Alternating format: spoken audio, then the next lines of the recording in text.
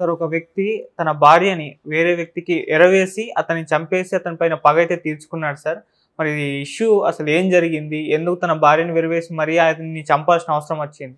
ఇదొక interesting love story, triangle love story అని చెప్పచ్చు, with a twist. Okay.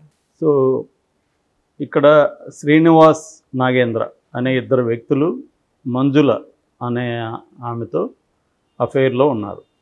So ఈమె ఇద్దరితో కూడా మెయింటైన్ చేస్తుంది. అయితే ఈ విషయం శ్రీనివాస్కి ఒకరికొకరికి తెలియకుండా మేనేజ్ చేస్తుంది ఇద్దరిని ఈమె.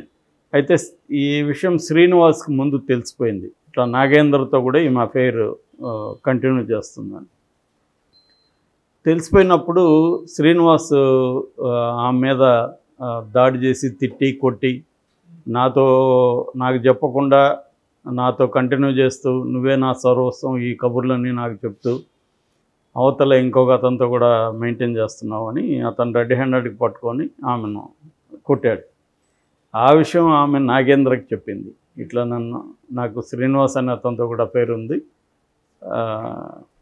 కానీ అప్పుడెప్పుడో ఉన్నింది, వదిలేసిన తర్వాత నీతో కలిసిన తర్వాత అతను పక్కకు పెట్టేశాను, అది అతను ఓర్చుకోలేకుండా నన్ను కొట్టాడు అని చెప్పింది. అంటే కొంత స్టోరీని కొద్దిగా మార్చి అతనికి చెప్పింది నాగేంద్రకి. సో నాగేంద్ర సీరియస్గా లవ్ చేస్తున్నాడు.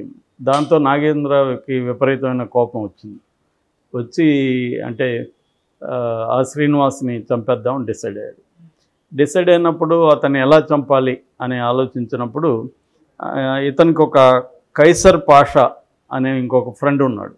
ఓకే. ఈ కైసర్ పాషాకి చెప్పాడు. అతనికి కొద్దిగా క్రిమినల్ బ్యాక్గ్రౌండ్ ఉంది.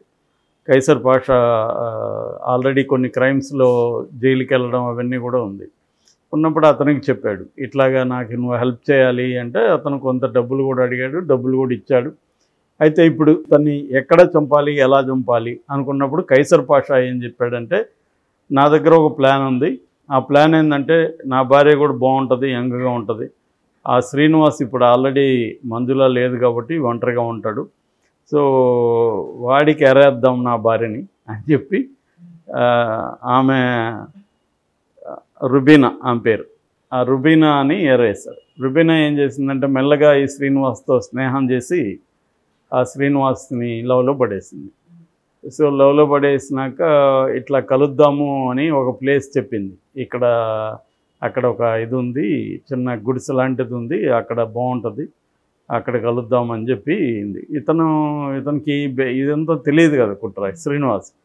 సో శ్రీనివాస్ అమ్మాయి బాగుంది, అమ్మాయి నన్ను లైన్లో పెట్టింది, సో ఇంతకంటే ఇంక కావాల్సిందే ఉందనుకొని ఇతను వెళ్ళిపోయాడు. అక్కడికి వెళ్ళిపోయినప్పుడు ఆల్రెడీ ఇతను ఈ రుబీనా హస్బెండ్ కైసర్ పాషా, తర్వాత నాగేంద్ర కుమార్, వీళ్ళందరూ ఏంటంటే ఆ కైసర్ పాషా దగ్గర ఒక నాటు తుపాకి కూడా ఉంది.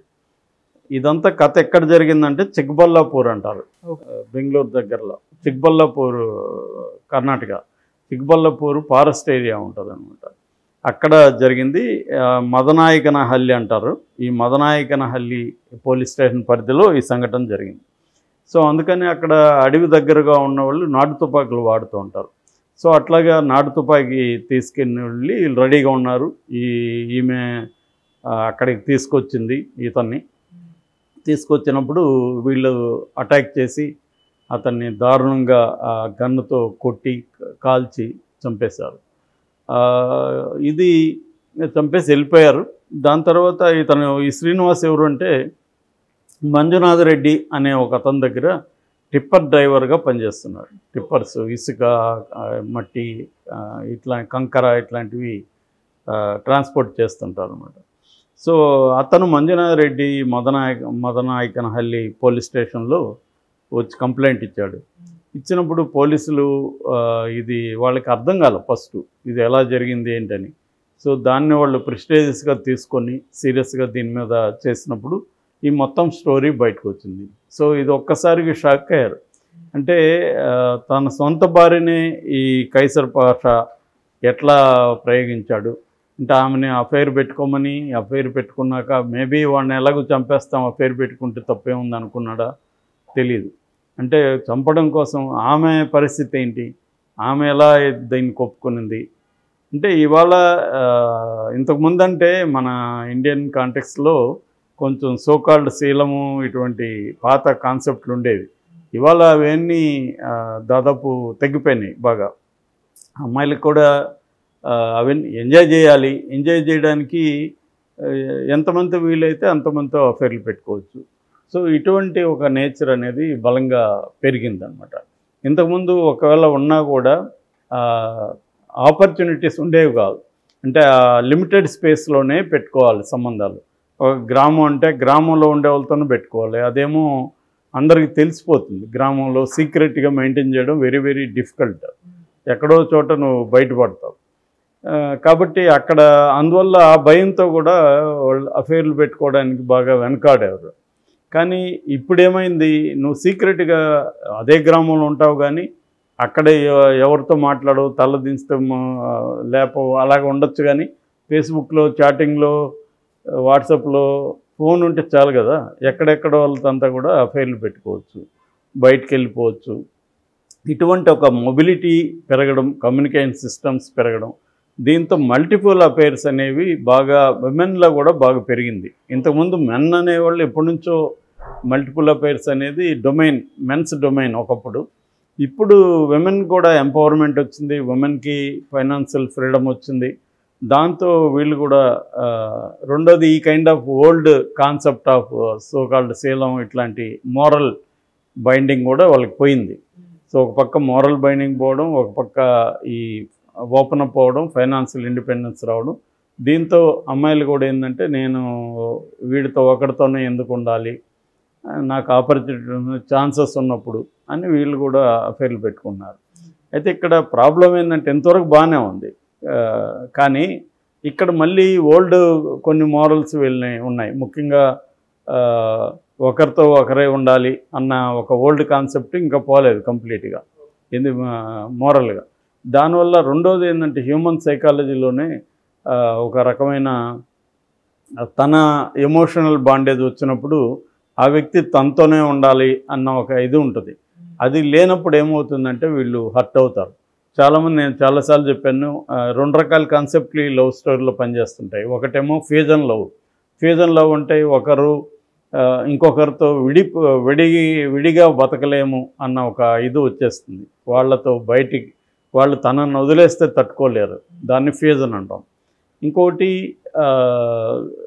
టిల్టెడ్ లవ్ అంటారు. టిల్టెడ్ లవ్ అంటే ఏదో తమకు దూరం అయిపోతే వాళ్ళని చంపేయడము, లేకపోతే తాము చనిపోవడము, ఇటువంటి ఒక వైలెంట్ నేచర్లోకి వెళ్ళిపోతుంది. అంటే మామూలుగా అయితే మనకి దేవదాస్ కైండ్ ఆఫ్ ఒక మోడల్ ఉంటుంది.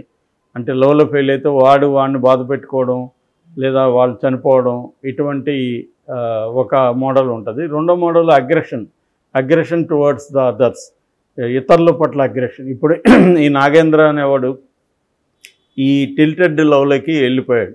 అంటే తను ఆ అమ్మాయితో ఉన్నాడు, సో ఇంకొకరిని అతను భరించలేని పరిస్థితి. శ్రీనివాస్ అంతే, శ్రీనివాస్ కూడా అగ్రెషన్లోనే ఉన్నాడు. కాకపోతే శ్రీనివాస్ హత్య చేయాలనుకోలేదు, ఆమెను తప్పు అనేది అతను అనుకున్నాడు. ఎందుకంటే ఇద్దరితో నువ్వు ఎలా మెయింటైన్ చేస్తావు. సో ఇది ఎప్పుడైతే తెలిసిందో ఆమె ఏం చేసింది, తనను రేపొద్దున ఈ శ్రీనివాస్ వెళ్ళి నాగేంద్ర మీదకి ఎక్కడికి వెళ్తాడో అప్పుడు నాగేంద్రకి నా అఫైర్ తెలిసిపోతుంది, అప్పుడు ఇద్దరు దూరం అయిపోతారేమో అన్న దీంతో ఆమె ఏం చేసింది, శ్రీనివాస్ మీద లేనిపోని చాడీలు నాగేంద్రకి చెప్పింది. సో నాగేంద్రకి మొత్తం హోల్ స్టోరీ తెలియదు కదా. నాగేంద్ర ఏమనుకున్నాడు, నేను గాఢంగా ప్రేమిస్తున్నాను ఈ అమ్మాయిని, నేను ఎమోషనల్గా అటాచ్ అయ్యాను. ఈ శ్రీనివాస్ అనేవాడు అయిపోయిన చాప్టర్ అది, వాడు ఇప్పుడు మళ్ళీ ఎంటర్ అయ్యి కెలుగుతున్నాడు, దీనివల్ల నాకు డిస్టర్బ్ అవుతుంది. సో అతన్ని లేపేద్దామని ఇతను నాగేంద్ర అనుకున్నాడు. అంటే ఈ హోల్ ఎపిసోడ్లో చంపేయడం అనేది ఈజీ ఆప్షన్గా వీళ్ళందరికీ కనబడింది. ఇక వీడు కైసర్ పాషా, వీడు ఇంకా ఎక్స్ట్రీము. ఇతను ఆల్రెడీ క్రిమినల్గా ఉన్నాడు. చాలామంది ఏంటంటే వాళ్ళ భార్యలేని పేరుకే కానీ వాళ్ళకి ఏమీ అబ్జెక్షన్ ఉండదు. సో అటువంటి ఇది కాబట్టి అతనికి, మనకు బయట వేరే వాళ్ళకి అది ఆశ్చర్యం అనిపిస్తుంది కానీ వాడికి అది పెద్ద విషయం కాదు. ఆమెకు కూడా అది అలవాటు అయిండొచ్చు. సో ఆమె హెల్ప్ చేసింది, అతన్ని ఈజీగా ట్రాప్ చేసి చంపేయగలిగారు. అంటే ఇదంతా ఏంటంటే కాన్ఫ్లిక్ట్ రెజల్యూషన్, ముఖ్యంగా టువర్డ్స్ లవ్ అనేది విమెన్ కూడా క్రైమ్స్లోకి మెల్లగా వెళ్తున్నారు. ఇది చేంజింగ్ సినారియో అని చెప్పుకోవచ్చు ఇండియన్ కాంటెక్స్లో. ఇది రోజు రోజుకి పెరుగుతుంది. దీని మీద ఇంకా ఎన్సీఆర్బి డేటా లేదు, ఎందుకంటే ఈ కైండ్ ఆఫ్ డేటా అనేది కలెక్ట్ చేయడం లేదు. వాళ్ళ దగ్గర లిమిటెడ్ కేటగిరీసే ఉంటాయి. ఈ కేటగిరీ లేదు, ఉమెన్ క్రైమ్స్ అనే కేటగిరీ ఇంకా ఎన్సీఆర్బి దగ్గర లేదు. ఓకే. సో అది త్వరలోనే వాళ్ళు కూడా మార్చుకోవాల్సి ఉంటుంది.